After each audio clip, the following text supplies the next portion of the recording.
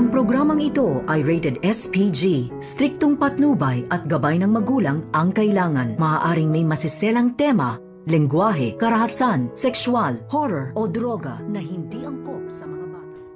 Matutuklasan na nga dito ni Annalyn at Giselle kung saan nagpa-DNA itong si Kinito, at dahil dyan ay malalaman nila ang resulta at magiging ebidensya ito kay Carlos.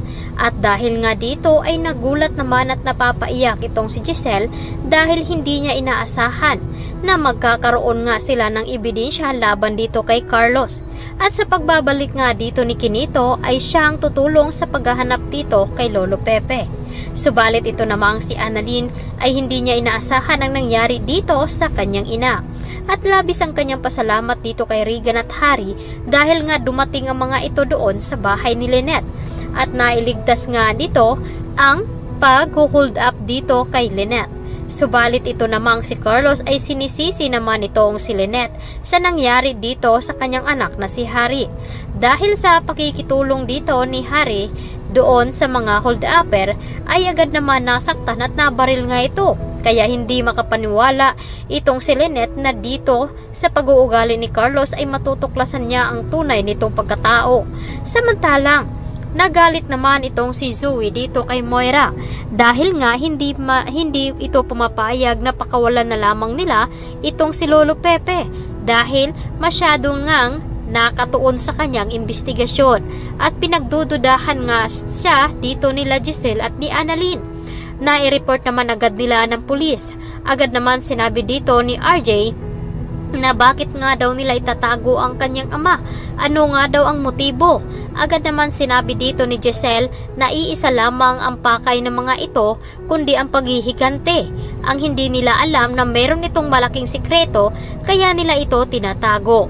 At sinabi rin dito ni RJ na dapat ay makaabot ng 24 oras upang kumilos ang mga pulis sa pag-imbestiga.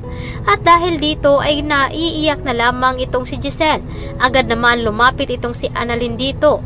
At agad naman sinabi ni Annalyn na baka may alam nga itong si Carlos dahil napatawag nga daw ito kay Zoe.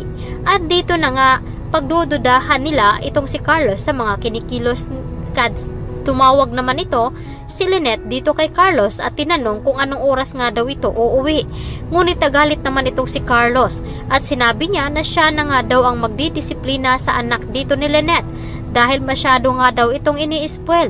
Hindi naman nakapagsalita itong si Lynette na kahit nga gustong-gusto niyang ipagtanggol ang kanyang anak dahil hawak siya dito ni Dax.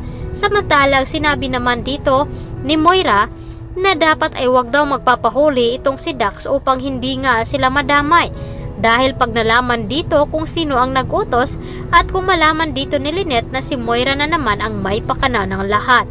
Malaking gulo nga kapag natuklasan dito. Nasangkot rin itong si Carlos dahil nakikipagsabuatan itong si Carlos dito sa kanyang anak na si Zoe.